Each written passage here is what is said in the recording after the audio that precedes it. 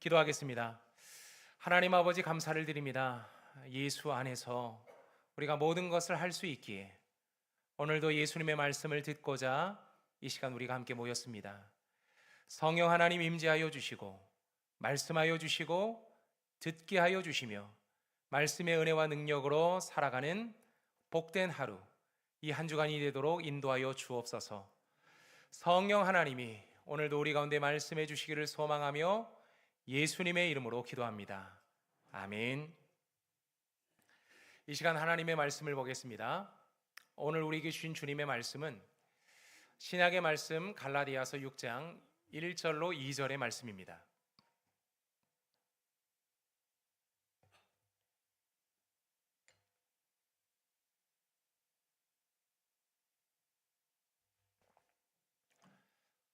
신약의 말씀 갈라디아서 6장 1절로 2절의 말씀을 우리가 한 목소리로 같이 한번 읽어보겠습니다. 형제들아, 사람이 만일 무슨 범죄한 일이 드러나거든 신령한 너희는 온유한 심령으로 그러한 자를 바로 잡고 너 자신을 살펴보아 너도 시험을 받을까 두려워하라. 너희가 짐을 서로 지라. 그리하여 그리스도의 법을 성취하라.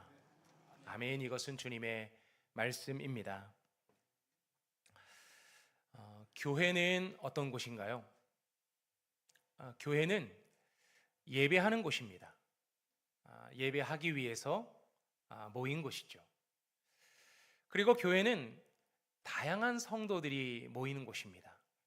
남자, 여자, 그리고 나이가 조금 든 분, 나이가 어린 분, 그리고 많이 배운 분, 적게 배운 분, 그리고 사회적 지위가 높은 분과 그렇지 못한 분, 몸과 마음과 정신이 건강한 분과 그렇지 못한 분, 이렇게 다양한 분들이 모여서 함께 예배하며 교제합니다. 예배할 때 찬양과 기도가 참 뜨겁습니다. 그래서 우리가 지난 금요일에 저희들이 하나님을 향한 봉사, 예배자의 자세에 대한 부분을 우리 강명식 찬양 사역자가 오셔서 함께 뜨겁게 찬양하면서 예배자의 자세를 배우면서 또 우리가 함께 뜨겁게 기도하는 시간을 가졌는데요. 지난 그 여름 수련회가 생각이 나더라고요. 그때 우리가 참 뜨겁게 찬양했는데, 뜨겁게 기도했는데 그 뜨거운 찬양의 열기가 다시 막 일어나는 그런 마음이 느껴졌어요. 이렇게 하나님 앞에 모여서 함께 예배하고 기도하고 찬양하는 것이 교회의 모습인 거죠. 그리고 목장 나눔을 하면서 가정과 일터와 또 우리의 교회의 이야기를 나눕니다. 즐겁고 기쁜 이야기들도 있지만 때로는 들을 때 마음이 무거운 이야기도 있어요. 그 사람의 아픔과 그 사람의 어떤 일들을 들을 땐 참 안타까운 그런 마음이 들 때도 있습니다. 그 이야기를 들어주면서 때로는 같이 기도하고 또 위로를 주고 받으면서 용기를 얻는 것이 바로 교회의 모습입니다. 그런데 교회 안에 문제가 생겨나기도 합니다. 함께 모여서 예배하고 서로 나누고 교제하면서 하하호호 이렇게 서로 나누기만 하면 참 좋을 텐데, 그런데 교회 안에 문제가 생겨나더라는 거예요. 왜요? 워낙 다양한 사람들이 모이기 때문인 거죠. 어떤 한 사역을 시작하려고 할 때 그 사역을 바라보는 관점이 다 다릅니다. 이렇게 하자 저렇게 하자 다양한 의견들이 나옵니다. 지난 여름에 저희들이 전교인 수련회 할 때도 날짜부터 시작해서 장소, 그 안에 있는 프로그램, 어떤 분을 강사로 모실지, 어떤 프로그램으로 해서 온 성도들과 기쁨의 예배를 드릴지, 그것들을 하나하나 준비해 나가는 과정들이 결코 쉽지는 않았어요. 왜요?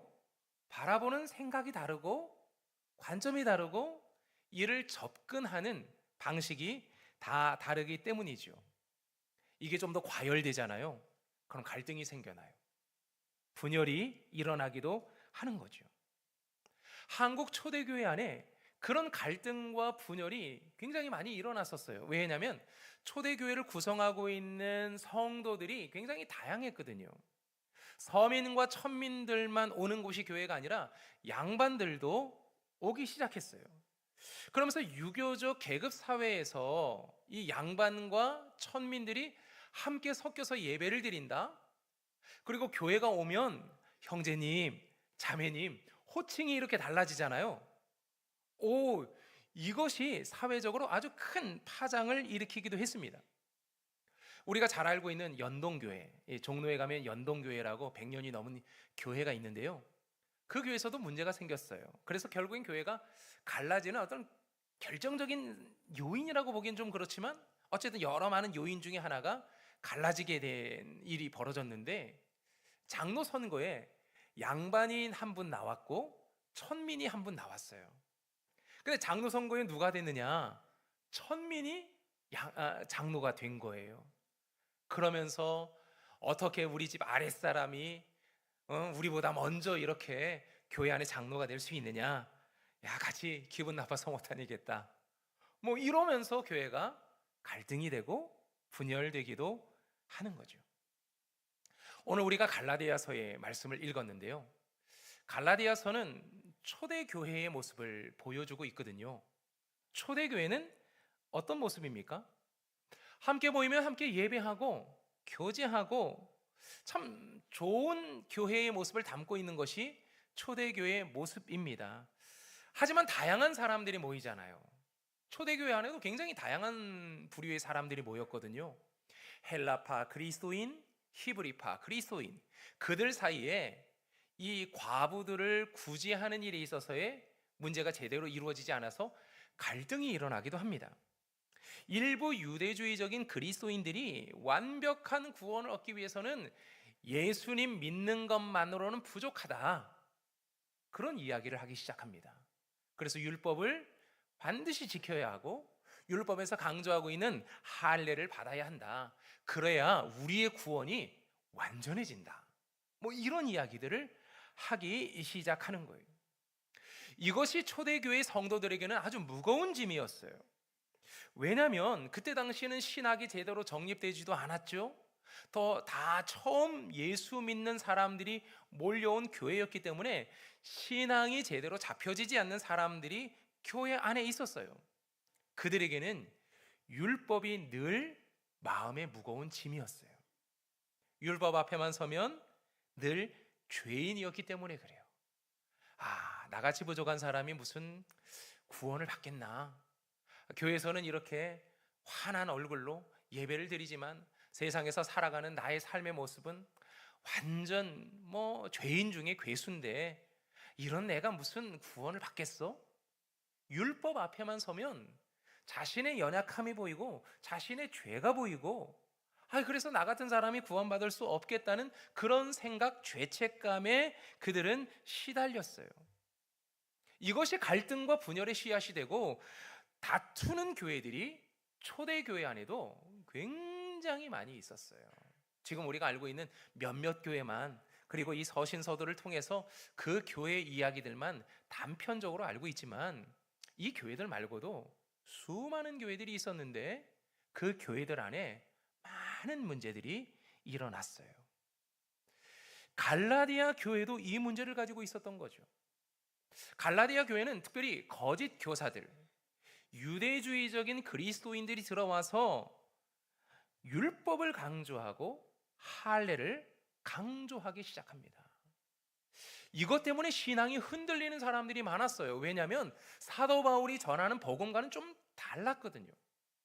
사도 바울은 오직 예수, 오직 믿음, 우리가 그것으로만 구원을 얻는다.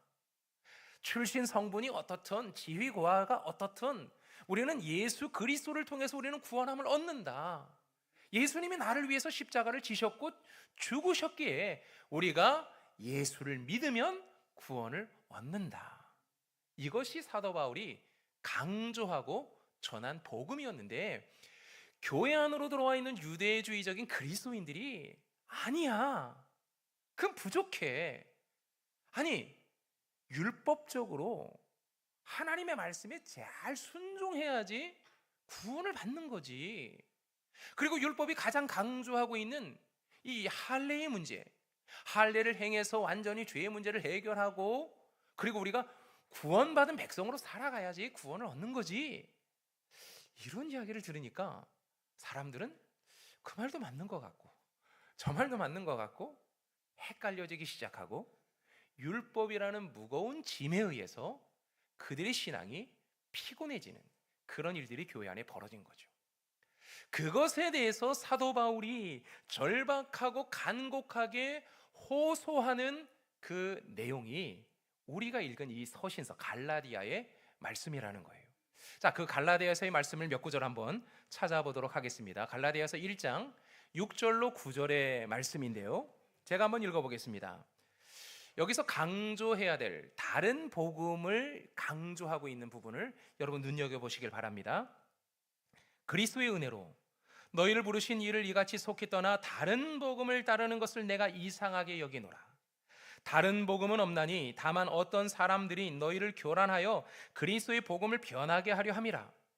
그러나 우리나 혹은 하늘로부터 온 천사라도 우리가 너희에게 전한 복음 외에 다른 복음을 전하면 저주를 받을지어다. 우리가 전에 말하였거니와 내가 지금 다시 말하노니 만일 누구든지 너희가 받은 것 외에 다른 복음을 전하면 저주를 받을지어다. 여기서 말하는 다른 복음이라는 것이 무엇입니까? 율법을 통해서 얻는 구원을 말하는 거거든요. 다른 복음은 없어. 오직 예수밖에 없어. 오직 십자가 복음밖에 없어. 지금 그것을 말하고 싶은 거예요. 갈라디아서 3장 11절의 말씀입니다. 또 하나님 앞에서 아무도 율법으로 말미암아 의롭게 되지 못할 것이 분명하니 이는 의인은 믿음으로 살리라 하였습니다. 율법으로는 어떤 누구도 의롭게 될 수 없다 강조하고 있어요. 갈라디아서 5장 1절입니다. 그리스도께서 우리를 자유롭게 하려고 자유를 주셨으니 그러므로 굳건하게 서서 다시는 종의 멍에를 매지 말라. 율법의 멍에를 매지 말고 죄의 멍에를 매지 말아라. 주님이 여기에서부터 우리를 자유케 하셨다. 그 모든 죄의 짐을 벗어주셨다. 죄의 멍에, 율법의 멍에를 벗겨주셨다. 그러니 자유롭게 믿음 생활해라. 그렇게 강조하고 있어요. 그러면서 오늘 우리가 함께 읽었던 본문으로 이어지는데요. 6장 1절로 2절의 말씀 우리 같이 한 번만 더, 오늘 본문입니다. 같이 한 번 더 읽어보겠습니다. 형제들아, 사람이 만일 무슨 범죄한 일이 드러나거든 신령한 너희는 온유한 심령으로 그러한 자를 바로잡고 너 자신을 살펴보아 너도 시험을 받을까 두려워하라. 너희가 짐을 서로 지라. 그리하여 그리스도의 법을 성취하라. 사도 바울은 설명합니다. 사람이 만일 무슨 범죄한 일이 드러나거든. 이 말이 무슨 말입니까? 율법으로 볼 때 이 사람은 율법을 범했어. 이 사람은 율법에 맞지 않게 지금 신앙생활을 하고 있는 거야. 하나님의 말씀에 순종하지 않아. 그와 같은 것들이 드러나는 것을 얘기하거든요. 교회 안에도 실수하는 사람들이 있죠. 교회 안에도 믿음 좋은 사람도 넘어집니다. 은혜로 구원을 받았어도 실수하여 넘어지는 사람들이 교회 안에 있다는 거죠. 사도 바울은 지금 그것을 말하는 거예요. 율법 앞에 서면 모두 다 죄인이죠. 죄인 아닌 사람이 어디 있습니까? 이 자리에 여러분 다 옷을 아주 오늘 주일이라서 깨끗한 옷으로 깔끔한 옷으로 얼굴에 한 번 더 화장 한 번 더 바르고 입술도 아주 예쁘게 잘 어가서 아주 고상한 모습으로 앉아 있지만 우린 다 죄인이거든요. 죄인 아닌 사람이 없어요. 교회 앞에서는 형제님 사랑해요. 자매님 너무 사랑해요. 그런 말로 말하지만 우리의 속마음은 죄로 가득한 사람이에요. 하나님의 율법 앞에서는 다 죄인이라는 거죠. 우리는 기술이 좋아서 다 감추고 있는 거지. 그것이 하나하나 드러나면 다들 저 사람 저런 면이 있었어? 라고 말할 수 있는 그런 모두가 다 그런 죄인된 모습이 우리 안에 있어요. 그런 우리가 꽁꽁 감춰두었던 것이 나도 모르게 툭 튀어나와서 만일 우리의 죄가 드러나거든 이라고 말하는 거죠, 사도 바울은. 그런 죄가 드러날 수도 있다는 거예요. 교회 안에서 이분이 이런 면이 있었어? 야, 사람은 오래 지켜봐야 돼. 야, 이런 면이 있었구나. 이런 면이 드러날 때 교회가 어떤 반응을 보여야 하느냐, 이것을 성경은 말씀해 주고 있는 거예요. 교회가 비난과 정죄가 아니라 온유한 심령으로 그 사람을 바로잡아 주어야 한다라고 말하고 있어요. 온유한 심정으로 그 사람을 바로잡아 주어라, 그렇게 말씀하고 있는데요. 바로잡아 준다는 게 뭡니까? 똑바로 해!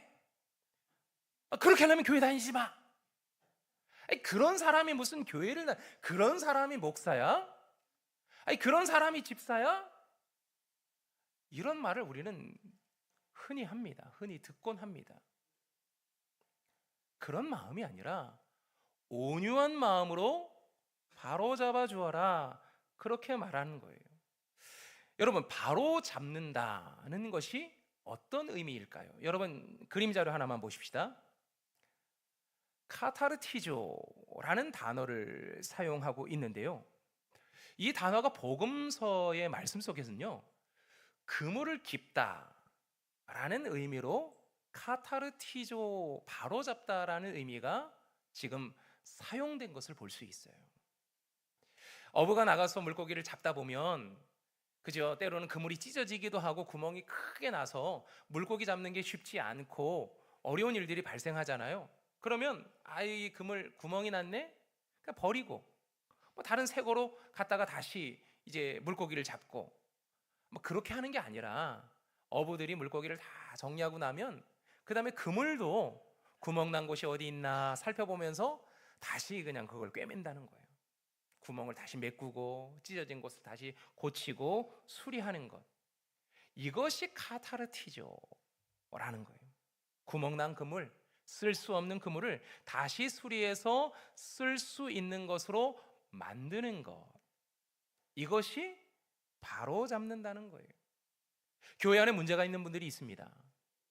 구멍이 아주 크게 난 분들이 있습니다. 교회 안에서는 이런 사람은 별로 교회 덕이 될 것 같지가 않아, 그렇게 보이는 분들도 있습니다. 그럴 때 그 사람들을 그냥 함부로 버리고 다른 사람으로 대체하고 그렇게 하라는 것이 아니라 수리하고 보수해서 구멍 난 것을 다시 깁고 그렇게 해서 다시 교회 안에서의 멤버로 활동할 수 있게 해라. 이것이 지금 사도 바울이 강조하고 있는 부분이거든요. 근데 그것을 어떻게 하라고요? 온유한 마음으로 하라는 거예요. 온유한 마음, 따뜻한 마음, 소리치지 말고 정죄하지 말고 공개적으로 망신 주지 말고 그냥 그 사람들의 아픔을 메꿔줄 수 있는 사람들이 되어라, 그렇게 말씀하고 있는 거예요. 왜요? 나도 그 사람처럼 구멍이 날 수 있기 때문인 거죠. 나도 그 사람처럼 실수하고 넘어질 수도 있기 때문에 그래요. 여러분, 우리가 누군가를 정죄하지만 나 자신 스스로를 돌아보면 나도 그런 면이 있지 않습니까? 나도 분명히 그렇게 약한 부분이 있거든요. 나도 실수하는 부분이 있어요. 그 사람이 잘못하는 부분도 나도 사람들에게 드러나지 않았을 뿐이지 나에게도 그런 면이 분명히 있습니다. 그래서 교회 공동체는 어떤 곳이냐? 그 사람들의 구멍이 보이거나 그 사람들의 찢어진 부분들이 보이면 그것을 교회 공동체가 수리해줘라. 그 빈 자리를, 빈 공간을 메꾸어줘라. 이것이 교회 공동체라는 거예요. 자, 그러면 우리가 어떻게 그것들을 다시 수리해서 쓸만한, 쓸 수 있는 어떤 그물로 우리가 만들어낼 수 있을까요? 그것에 대해서 오늘 본문은 2절에서 이렇게 말하는 거예요. 너희가 짐을 서로 지라. 그 방법을 이야기하는 거죠. 우리 안에서 만일 누군가가 죄가 드러나거든, 연약함이 드러나고 문제가 발생돼서 그 문제가 노출되거든, 그 사람을 그냥 함부로 판단하고 비판하고 정죄하는 것이 아니라 온유한 심령으로 너희가 짐을 서로 지라. 그렇게 말씀하고 있는 거예요. 자, 갈라디아 성도들이 지고 있었던 짐들은 어떤 짐들이었을까요? 그들에게 구멍이 숭숭 나고 찢어지고 아프고 힘들었던, 정말 그들이 짊어지고 살아갔던 그 짐들은 어떤 짐들이었을까요? 그들은 죄의 짐이 늘 있었어요. 하나님 앞에서, 그리고 늘 예수님 앞에서, 늘 율법 앞에서 자신을 돌아보면 나는 진짜 죄인이구나. 나 같은 사람은 교회를 다니지 말아야 돼. 나 같은 사람이 무슨 권사라고 교회를 다니나. 이런 마음들이 갈라디아 교회 성도들 안에도 있었다는 거죠. 율법을 지키면 지킬수록 더욱 자신의 무능력함만 드러나는, 그래서 늘 불안하고 내가 구원받을 수 있을까? 그 늘 불안한 마음과 죄책감에 시달렸던 사람들이 갈라디아 교회의 사람들이었어요. 그들은요, 또 도덕적으로 또 인격적으로 연약함과 약점이 많은 사람들이었어요. 교회 안에도 어떤 사람들이 있느냐면 우월감에 빠진 사람들이 있어요. 내가 말이야, 내가 교회에서 이런 대접을 받지만 세상에 나가면, 사회로 나가면 내가 이런 대접 받는 사람이야. 갈라디아 교회 안에 그런 사람이 있었어요. 누군가 자기의 자존심을 건드리면 화를 내는 사람들이 교회 안에 있었어요.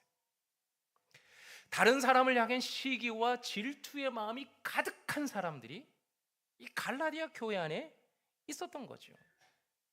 그런데 그들도요, 내가 이것을 벗고 싶은데, 내가 더 이상 누군가를 미워하고 시기하고 질투하는 마음 이제는 안 갖고 싶은데, 그건 자꾸 그런 마음들이 생겨나는 거예요. 이것이 무거운 짐이 되어서 자신을 짓누를 때도 많이 있었어요. 갈라디아 교인들이 그랬다는 거죠.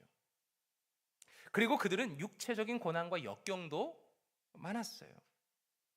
예수 믿는 것 때문에 유대 공동체로부터 출교를 당하고 로마 사회로부터 불이익을 당하기도 했습니다.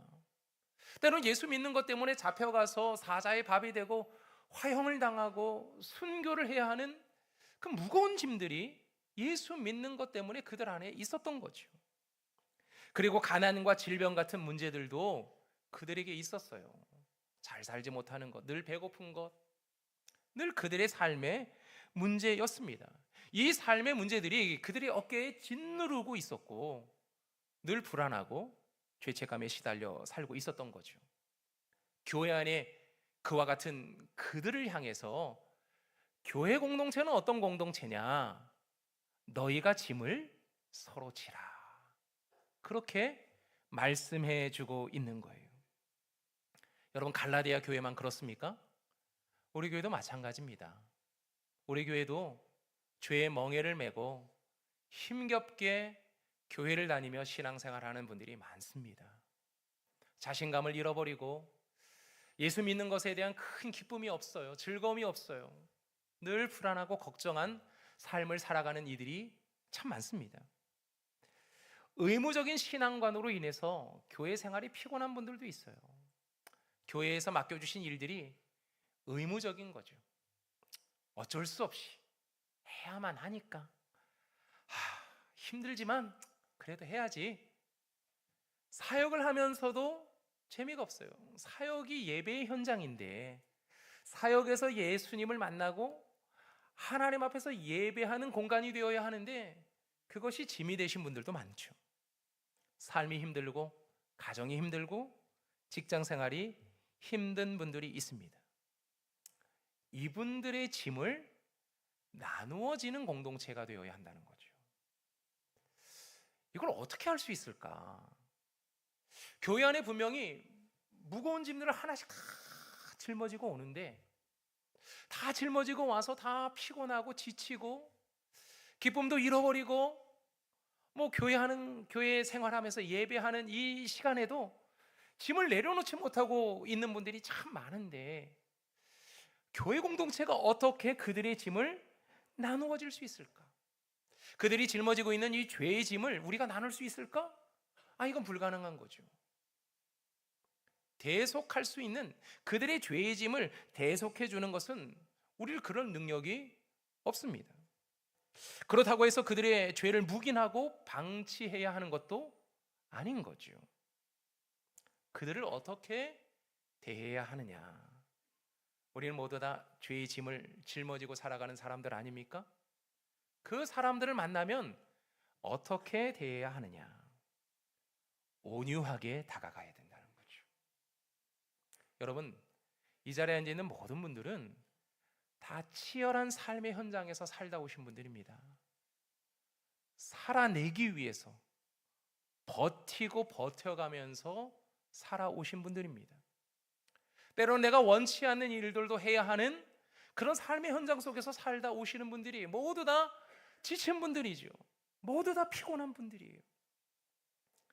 그런 분들의 짐을 내가 어떻게 나누어 줄 수 있느냐? 온유함으로 그들을 맞이해야 하는 거예요. 죄책감에 질린 자들을 위로하고, 그들의 슬픔을 공감하고, 하나님의 용서하는 은혜가 있음을 그들에게 알려주고 그들을 위해 기도해 주는 것. 그리고 혹시 나에게 잘못한 사람이 있으면 내가 용서해 주는 것, 인내하고 참아주는 것, 그것이 죄의 짐을 나누어지는 삶이라는 거예요. 교회 안에는요, 연약하고 약점이 많은 분들이 많습니다. 성질이 급하고 화 잘 내는 사람이 있죠. 꼭 같이 공동체 안에서 뭔가 같이 사역을 하려고 하다 보면, 저 사람 화를 너무 잘 내서, 저 사람 너무 성격이 급해서, 너무 다혈질이라서 함께 사역하는 게 피곤해, 힘들어, 선교회 모임 가고 싶지도 않아. 그런 분들이 있습니다. 어떤 분들은 누군가 뭐를 말해도 쉽게 믿지 않아요. 잘 믿지 않아요.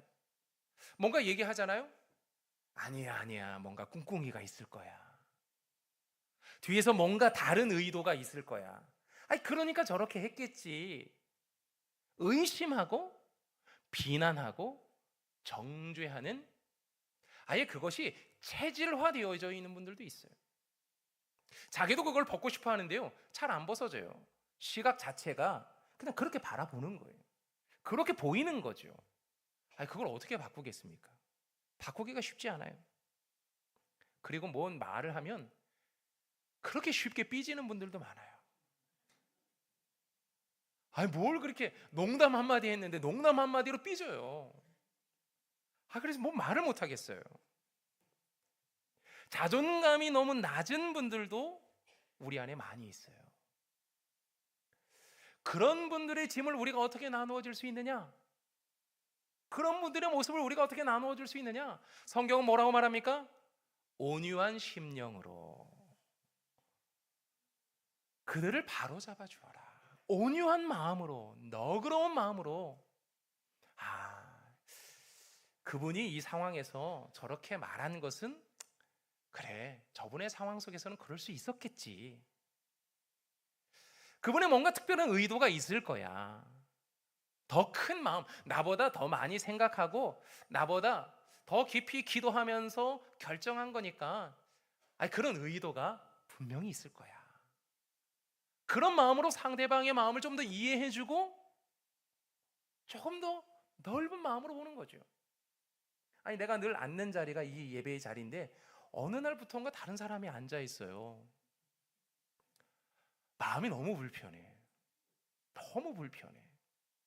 나는 늘 평생 이 자리에서만 예배드리고 기도해 왔는데 다른 사람이 그 자리에 앉아 있으면 어떻게 합니까? 저리 가. 툭툭 치면서, 여기는 내가 교회 나오면서부터 벌써 10년, 20년, 30년 예배 드린 자리야. 비켜. 일반적인 모습이 이런 모습이라면 이 자리가 내가 그동안 기도로 쌓아놓은 자리라 너무 좋은 자리라. 이 사람 보는 눈이 있구나. 이 사람도 은혜 받고 싶구나. 그럼 좀 더 넓은 마음으로 상대방의 입장에서 생각해 주는 것. 이것이 그들의 연약함과 약점의 짐을 나누어지는 모습이 아닐까 생각을 합니다. 교우들의 고난과 역경의 짐을 함께 나누어진다는 것은 뭘까요? 초대교회 성도들처럼 그들의 필요를 제공해 줄 수도 있겠죠. 그들이 지금 뭔가가 가지고 있는데 내가 2개를 가지고 있어요. 내가 지금 먹지 않아도 나는 괜찮은 것 같아. 그러면 나누어 주는 거죠. 근데요, 나누어 줄 때는 꼭 없던 욕심이 생기더라고요. 그전에는 먹고 싶지 않았는데 나누어 주려고 그러면 왠지 모르게 아까워. 내가 먹어야 될 것 같아. 그런 마음도 생기더라고요. 그런데 짐을 나누어진다는 것은 그들의 필요가 무엇인지를 볼 수 있고 그 필요를 나누어 줄 수 있는 것, 그들의 아픔을 함께 슬퍼하고 공감해 주는 것, 그리고 그들을 위해서 함께 기도해 주는 것, 이것이 그들의 아픔과 고난과 역경의 짐을 나누어 지는 것을 말하는 거예요. 짐을 서로 나누어진다는 것은 비난과 정죄가 아닙니다. 함께 슬퍼하고 함께 기뻐하는 것을 말하고 무엇보다도 예수 그리스도께로 그들을 인도하는 것을 말합니다. 왜요? 내가 그 짐을 나누어 줄 수 없잖아요. 내가 그 짐을 완벽하게 나누어 질 수가 없거든요. 그러니까 예수 그리스도께로 그를 인도하는 거예요. 마태복음 8장 17절은 이렇게 말씀합니다.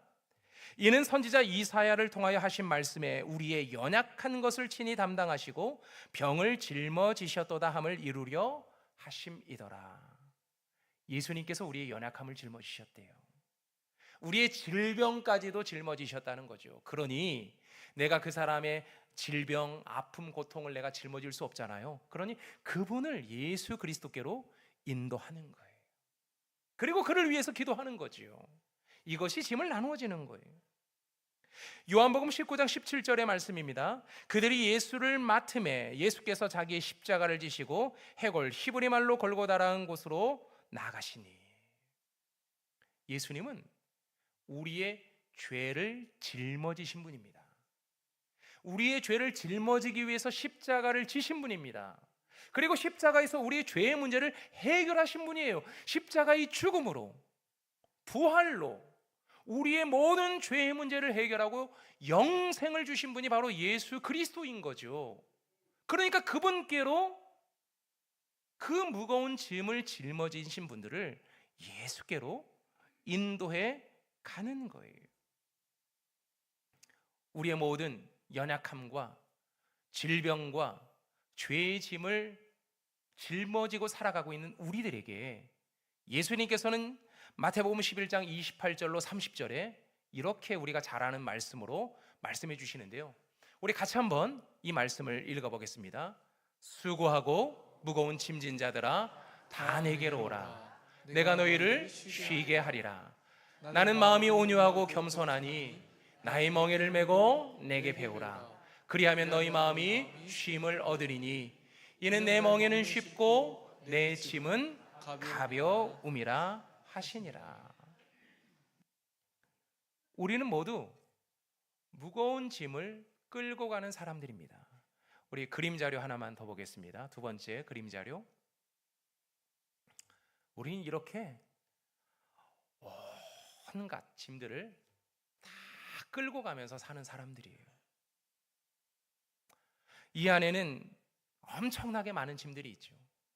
가장으로서 짊어져야 할 짐, 회사 대표로서 짊어져야 할 짐, 그리고 교회 안에서 중직자로서 직분을 맡았기 때문에 짊어지고 가야 하는 그런 짐, 취업과 결혼이라는 짐, 이런 짐들을 우리는 힘겹게 끌고 가는 사람들이에요. 이런 우리들을 향해서 예수님께서 뭐라고 말씀하신다고요? 수고하고 무거운 짐진 자들아 다 내게로 오라.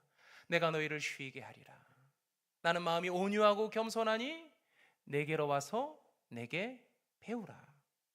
그리하면 너희 마음이 쉼을 얻으리니 이는 내 멍에는 쉽고 내 짐은 가벼움이라. 주님께서 마음이 온유하고 겸손하시대요. 어디서 이런 짐들을 가지고 다녀?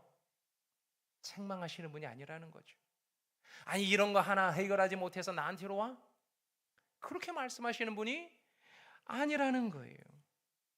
그래서 힘들어하는 사람들을 그 무거운 짐을 함께 질 수 있는 최선의 방법은 그를 예수님께로 인도하는 겁니다.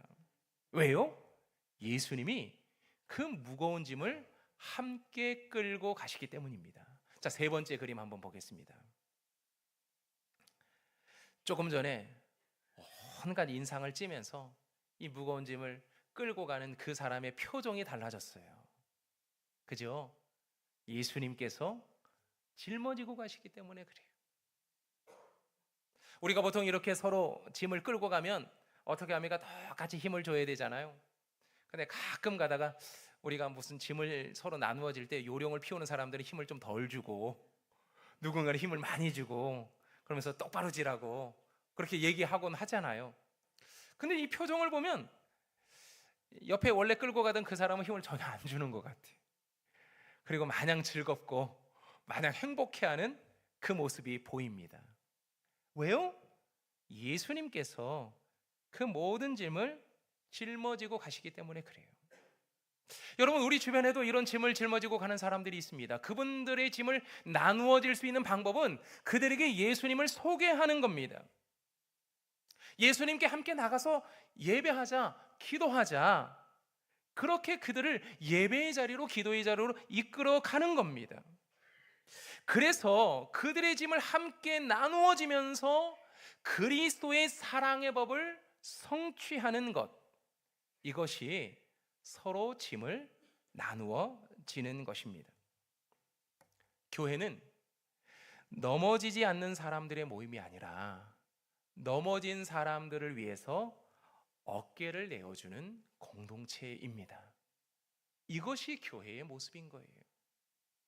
교회는 비난하고 정죄하는 그런 공동체가 아닙니다. 왜요? 나도 그런 면이 있거든요.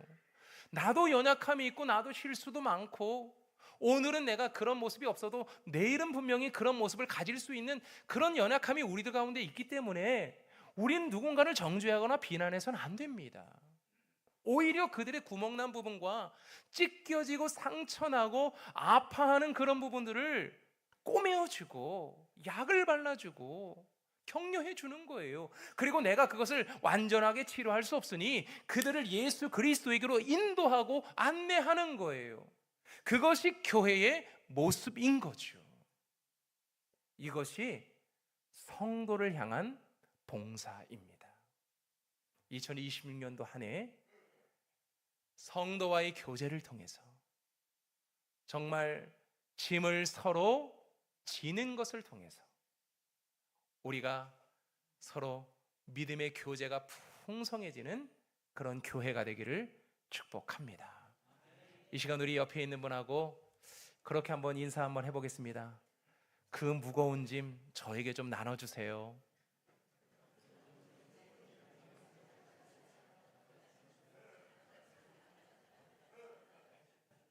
그 무거운 짐을 어떻게 지시려고 나눠달라 그러십니까? 용기도 좋으시네요. 한마디 하세요. 이런 한마디 더 이렇게 하겠습니다. 제가 질 수는 없고 예수님께 맡기겠습니다. 그렇게 한마디 더 하세요.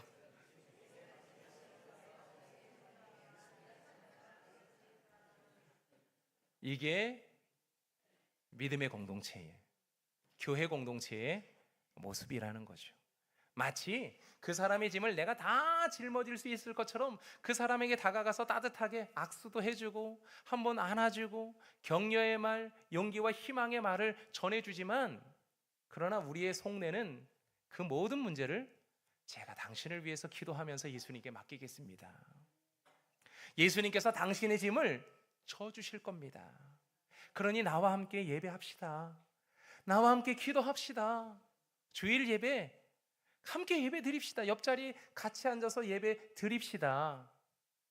옆에 앉아서 예배를 드리는 것도 서로의 짐을 나누어 지는 거예요. 가장 큰 나눔의 짐을 나누는 거죠. 그리고 한번 앉으면 옆 사람이 반가운 사람이 앉잖아요.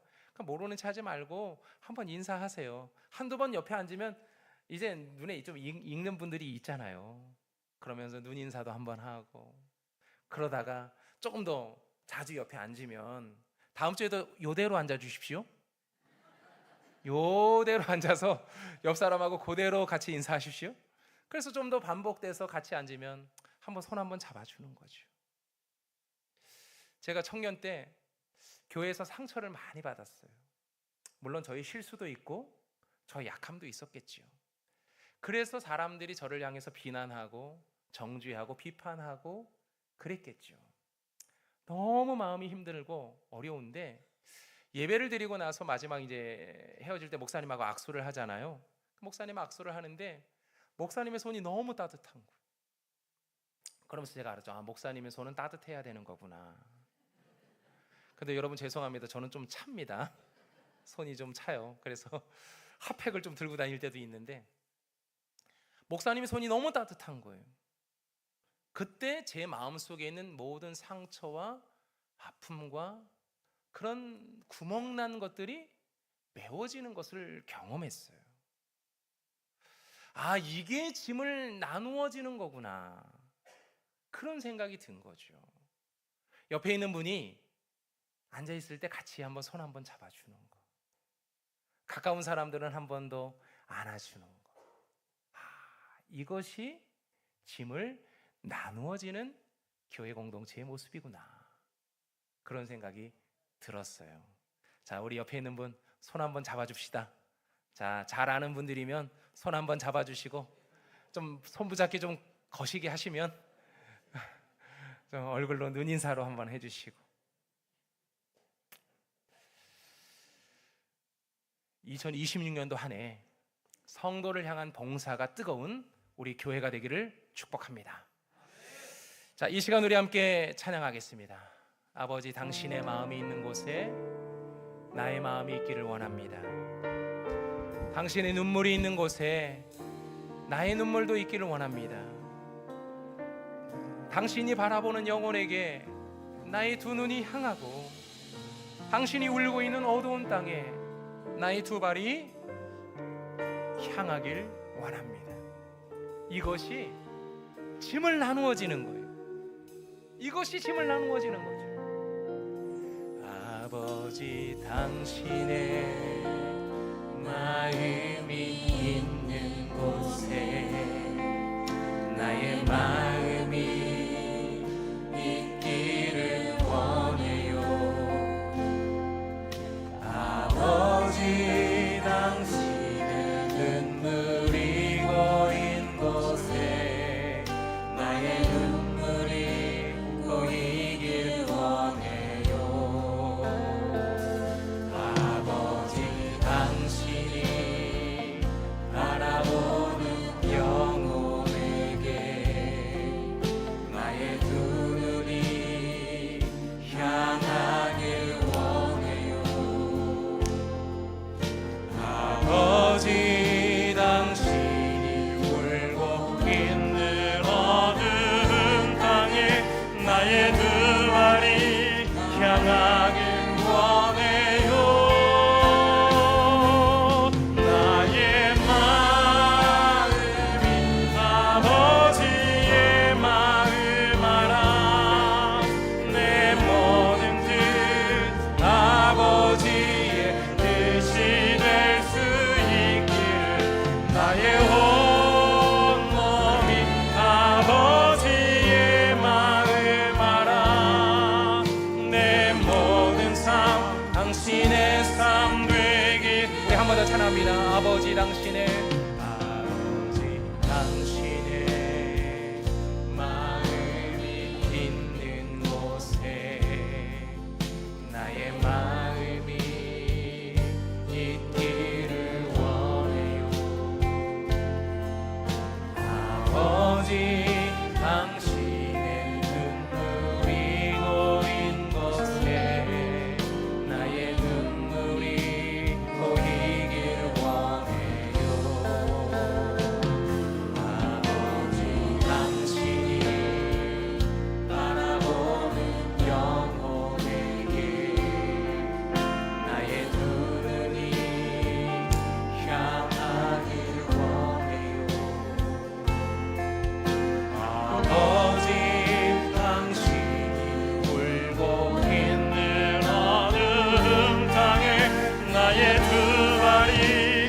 나가길 원해요.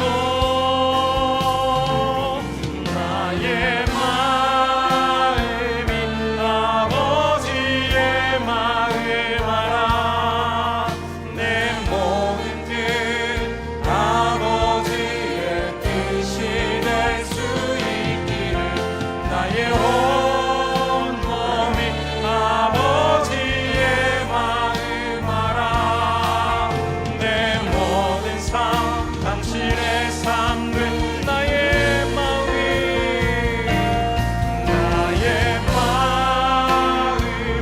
아버지의 마음 알아. 내 모든 뜻 아버지의 뜻이 될 수 있기를. 나의 온 몸이 아버지의 마음 알아. 내 모든 삶 당신의 삶 되기를. 여러분, 이 시간 우리 함께 기도하기를 원합니다. 여러분의 모든 짐을 주님께 맡기십시오. 여러분이 지금까지 짊어지고 살아온 짐의 무게가 어느 정도입니까? 지쳐서 쓰러질 정도의 고난과 고통 속에 여러분이 살아가고 있는 것은 아닙니까? 그 짐을 주님께 맡기십시오. 수고하고 무거운 짐진 자들아, 다 내게로 오라. 내가 너희를 쉬게 하리라. 우리 주님이 오늘 우리에게 그렇게 말씀해 주십니다. 그 삶의 짐, 가정의 짐, 직장의 짐, 우리가 살아가면서 겪는 수많은 짐들, 그 모든 짐들을 주님께 맡기십시오. 그리고 여러분의 남편의 짐과 아내의 짐을 나누어 주십시오. 우리 자녀들이 짊어지고 가고 있는 삶의 고난과 고통의 짐을 함께 나누어 주십시오. 그리고 오늘도 교회 안에서 만나는 우리 교우들의 짐들도 함께 나누어 주십시오.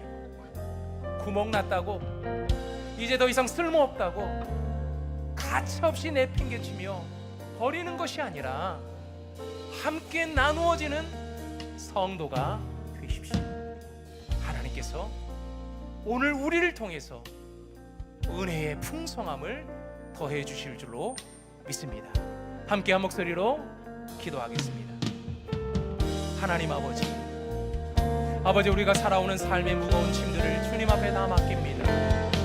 2025년도 무거운 짐을 짊어지고 여기까지 살아왔지만 여전히 힘겹고 무겁고 짊어지고 가다가 쓰러질 환경 위험을 수차례 많이 만났습니다. 아버지 하나님, 내 삶의 모든 짐들, 이제 내 직분의 모든 짐들, 모든 것들 다 주님 앞에 맡기며 나아가길 원하오니 아버지 하나님이 함께하여 주시고 나를 인도하여 주시며 나를 이끌어 주시옵소서.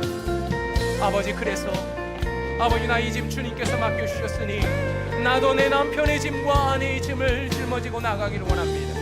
내 자녀의 짐을 짊어지고 나가기를 원하고 내 부모의 짐을 함께 짊어지고 나가기를 원하고, 그리고 교회 안에서 내게 주신 그 많은 성도들 함께 만나며 함께 교제하라고 목장에서 선교에서 만나도록 우리를 인도하신 그 모든 성도들의 짐도 함께 나누어지길 원하오니 인도하여 주시옵소서. 우리가 모든 성도들을, 우리 모든 교우들을, 선교의 식구들을, 목장 식구들을 예수께로 인도하는 자가 되기를 원합니다. 함께 나와 예배하고 함께 나와 기도하며 하나님의 그 은혜를 깊이 경험하며 나가기를 원하오니 인도하여 주시옵소서. 아버지, 그래서 우리가 주님을 깊이 만나는 은혜가 있기를 원하오니 크신 권능으로, 하나님의 권능으로 역사하여 주셔서 2026년도 이 한 해 내 짐이 한결 가볍고 예수 그리스도를 바라볼 때마다 크신 능력을 경험하는 모든 성도가 되도록 하나님이여 도와 주시옵소서. 모든 영광을 하나님께 올려드리며 예수님의 이름으로